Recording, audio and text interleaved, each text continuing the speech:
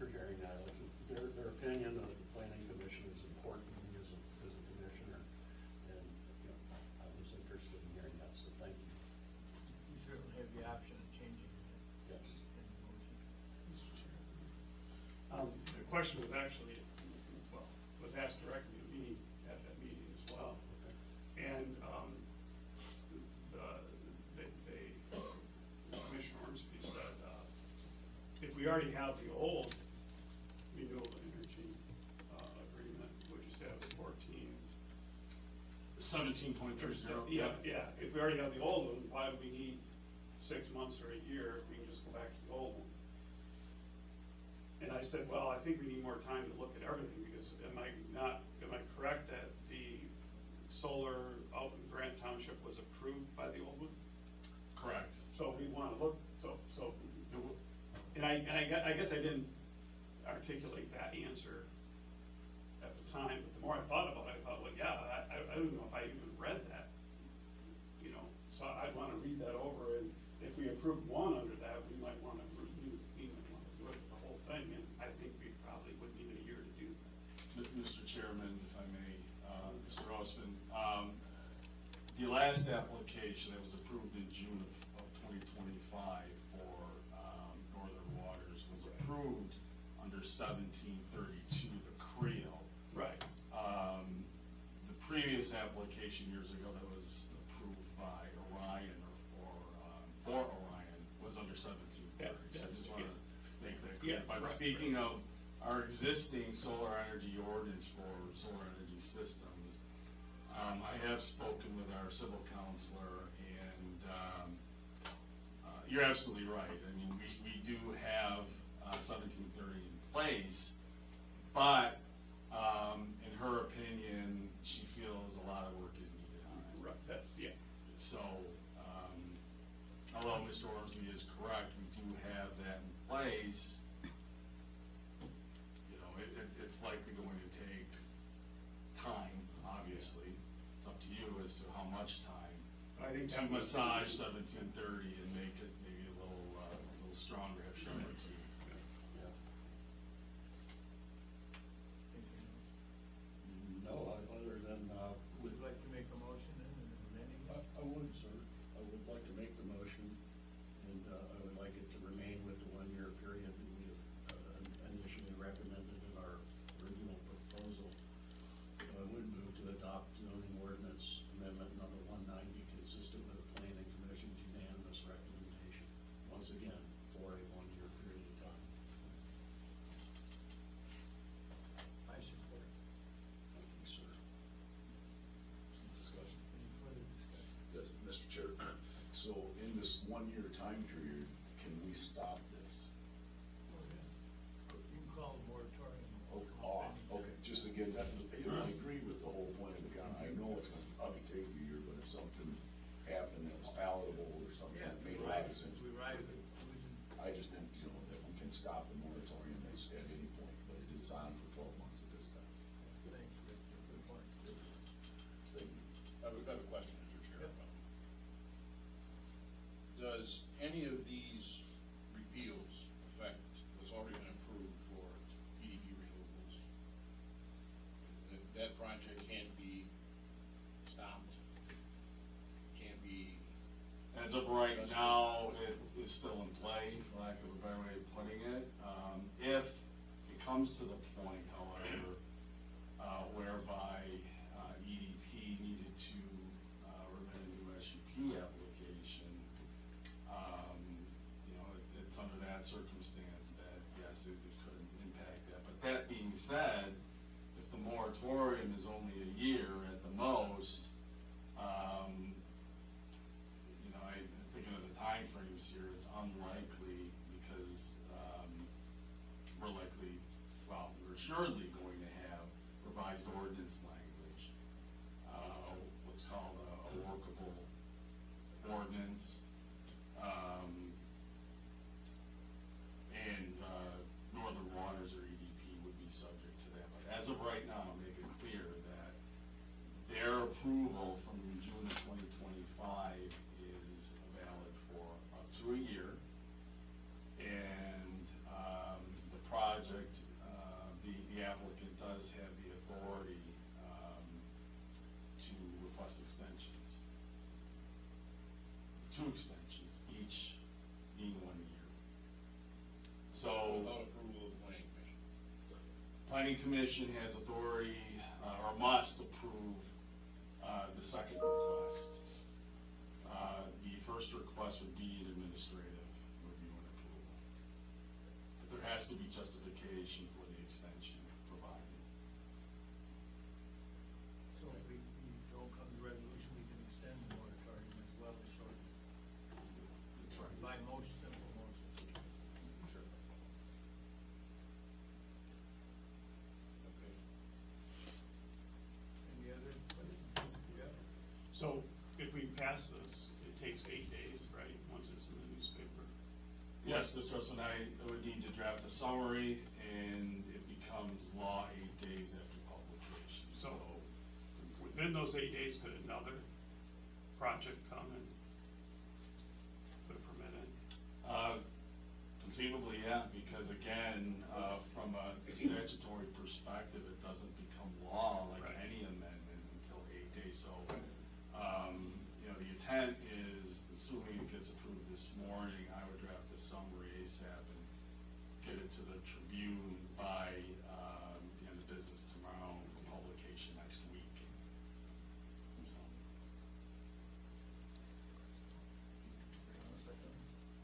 Catherine, did you have a? Yes, I just wanted to make a couple comments. Hello, everyone. Thank you for allowing me to attend virtually today. If we do go into this moratorium, any applicant can still go to the state of Michigan and go to the MPSC, just so we know that. If we do that, and we're in a moratorium, we would not get the intervenor funds, which, under Public Act 233, a developer has to pay to the municipality to intervene in the case. So that's the only risk we run, and just wanted you to be aware of that. The way this actual moratorium ordinance is set up is I did not change it to 6 months, so it still does say 1 year in here, which was the way you directed us to write it originally. So I did not change it after the planning commission meeting. And it's set up to be effective for 1 year or until some point in time where you make an ordinance amendment, if that happens first. So if you amended your ordinance before 1 year, then by its own terms, the moratorium would expire and terminate. If there's any other questions, I'll be happy to answer them. Thank you, Catherine. What's your pleasure, board? All the questions? Madam Clerk? Commissioner Eustace? Yes. Commissioner Ostman? Yes. Commissioner Sangster? Yes. Commissioner Newman? Yes. Commissioner Wallace? Yes. Commissioner Workman? Yes. Thank you, that's carried 6-0, 1 absent. We're down to 10C, zoning ordinance amendment 191. Thank you, Mr. Chair. Amendment 191 is also a temporary moratorium regarding data centers. Now, as many of you know, data centers are loosely defined as buildings or groups of buildings used primarily to house servers, data storage, cloud computing, digital processing equipment, along with associated electrical and cooling equipment. As many of you are also likely aware, data center construction development has exploded in the last few years, driven largely in part by burgeoning AI, artificial intelligence. So this temporary moratorium would also be for a year, and I think staff did provide you the recently published Guide to Data Center Development that was published by the Grant Institute. But within the 1 year moratorium, staff will be working diligently to draft zoning ordinance amendment that speak to, among other things, land use compatibility, their impact on the environment, noise generation, and look at developing performance standards or site development standards for these uses. So,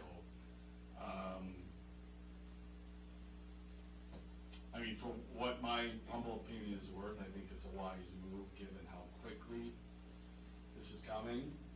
And, this would stay things, allow for the status quo. We do not have any language in the ordinance with respect to this kind of development, so it would allow us a year, to do the investigative work, draft an ordinance, work through the requisite public hearing, and then bring it to you. So, Thank you, Mike. Pleasure, board. Following right along. Well, Mr. Chairman, I will make that motion as well, to adopt zoning ordinance 191. I'll support. Moved and supported. Any further discussion, questions? Madam Clerk?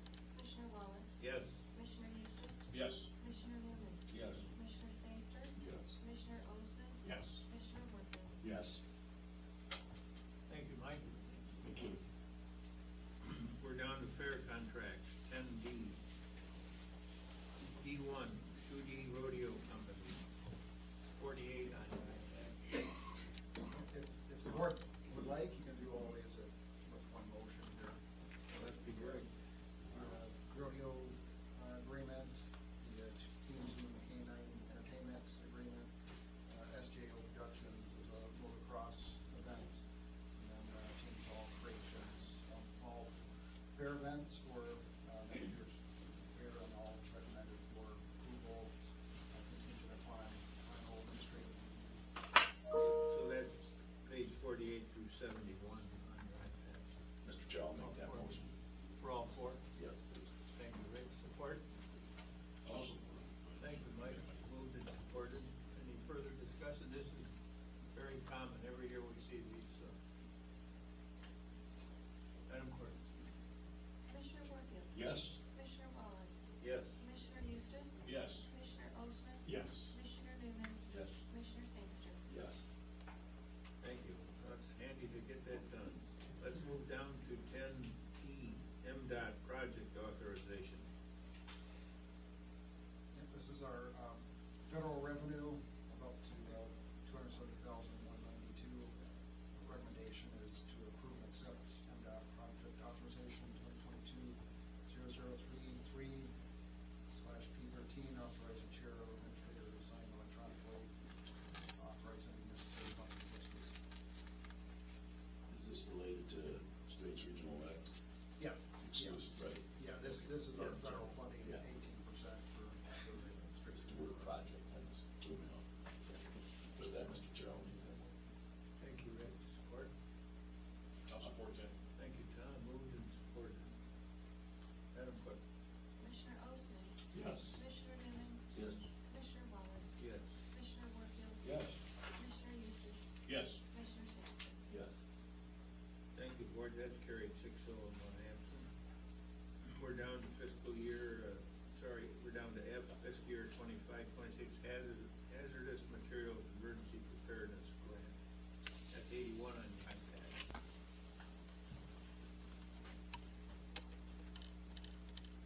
Good morning. Hi, Jeremy. Morning, Commissioners. Good morning. I'm sorry, Lieutenant. Yeah, Jeremy's fine. Jeremy Runstrom, speaking, with Emergency Management, Homeland Security, bring forward to the board, the 25-26 hazard mitigation, emergency preparedness grant. It's an annual grant that I, apply for every year. The, state has been awarded and offering funds to local emergency, planning committees within the state of Michigan. Funding covers up to $1,500 with a 20% required in-kind match. This is used to support the local emergency management coordinators' time, office space, material, and training. Financial impacts is $1,500 in additional revenues, and the in-kind match has already been budgeted into the my salary. Recommendation is for a motion to approve the submitted grant application for fiscal year 25-26 hazard material emergency preparedness grant. Authorize the board chair to sign his portion of the application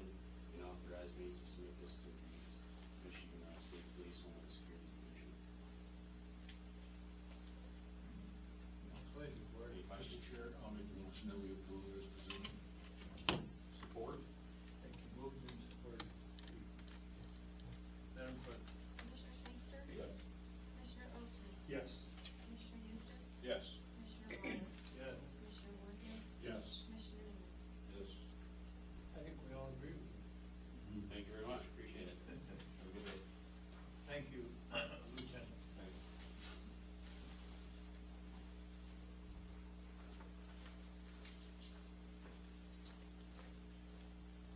We're down to finance claims that are slipped in here. That's 84 on your iPad. That's G. They're above the $25,000 amount approved, so we need to approve them at this meeting.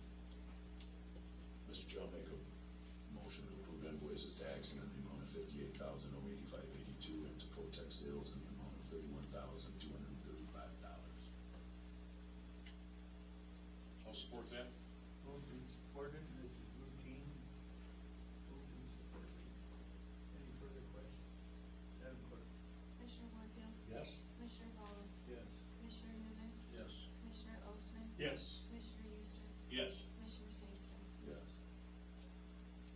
We're down to H, 26 fee resolution 2025-19, amendment 1. That's 94 on your iPad.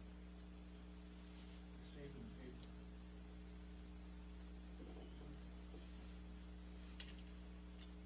And Mr. Chair, I'll make that motion if there's no other discussion, fee resolution 2025-19. Thank you, Rich. I'll support it. Madam Clerk? Commissioner Ostman? Yes. Commissioner Newman? Yes. Commissioner Eustace? Yes. Commissioner Warfield? Yes. Commissioner Wallace? Yes. Commissioner Sangster? Yes. Thank you, Board. That's carried 6-0 in one. Personnel policy revision. That's I. 96 on your iPad.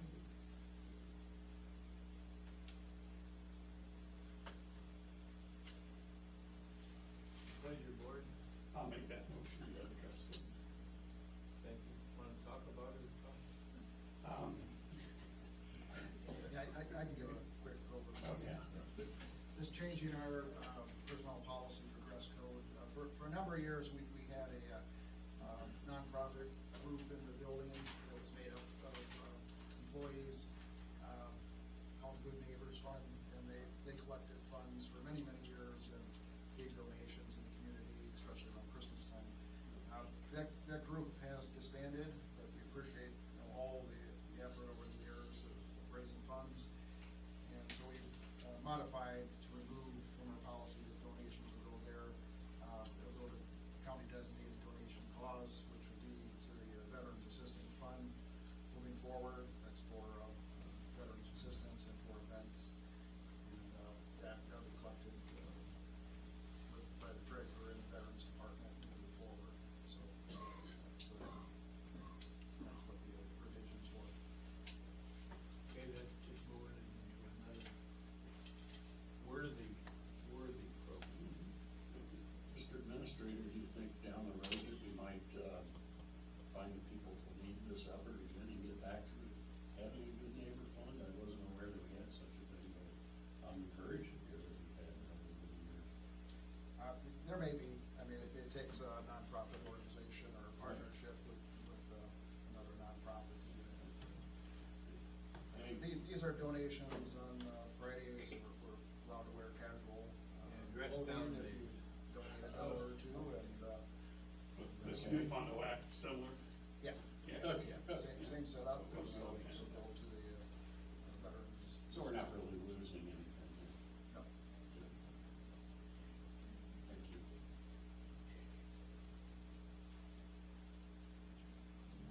Motion? Support. Madam Clerk? Commissioner Eustace? Yes. Commissioner Wallace? Yes. Commissioner Warfield? Yes? Commissioner Sangster? Yes. Commissioner Newman? Yes. Commissioner Ostman? Yes. Thank you, Board.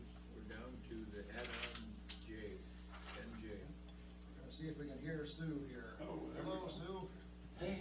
Good morning, good to see you all. Good to see you. We'll see you. Alive and well. Oh, We became aware of this, opportunity for a grant yesterday. I know we already purchased, the body worn cameras. This is a micro grant program though for small, rural, and tribal communities. And based on what I'm reading, it has to have been purchased after January 1 of 2026, so we're gonna try to put our name in, or our application in there and see where we go. It's a 1-to-1 match, so we would get 50% back if we would get awarded this. Up to $2,000, I believe, per body camera. Jody Beauchamp in the sheriff's office is working on it and going through it. She's not sure if we can get the 5-year, if it's just for 1 year, but she'll do what she needs to do. But they're saying it's highly competitive, and the deadline is March 12, and they recommend getting it in sooner, so that's why we put it on the meeting agenda for today. Apologize for the late notice. The recommendation is a motion to approve the grant application for the Bureau of Justice Assistance Small, Rural, and Tribal Body Worn Camera Microgrant Program, allow the sheriff to sign electronically and to accept the award if awarded, and allow the finance director to make any necessary budget adjustments. Any questions for me? Good to hear your voice. Thank you. Yours too. I'll make that motion, Mr. Chair. Thank you, Rich. Support? I'll support. Thank you, Mike. Moved and supported. Madam Clerk? Commissioner Wallace, You bet. Commissioner Yes. Commissioner Warfield, Certainly, yes. Commissioner Osmann, Yes. Commissioner Eustace, Yes. Commissioner Newman, Yes. Commissioner Sangster. Yes. Carried. That add-on is carried, 6-0 and 1 absent. Thank you, Sue. We're down to citizens' comments, item 11 on the agenda. Any citizens? Of course. Good morning, my name is Joe Long. Hi, Joe. Grant Township, talk about solar for just a second. Just want to make a clarification. The question was asked about the, during the moratorium. There's a thing called race to the table. These companies that are currently looking at, it's over west of here, over in like Monroe Township, would be Consumers Energy, DCE. There's a term called race to the table. When they hear that there's a moratorium, they contact folks, which they've already contacted our attorney here, Ms. Cathy, she's online. There is a protection put in place called the pending ordinance doctrine.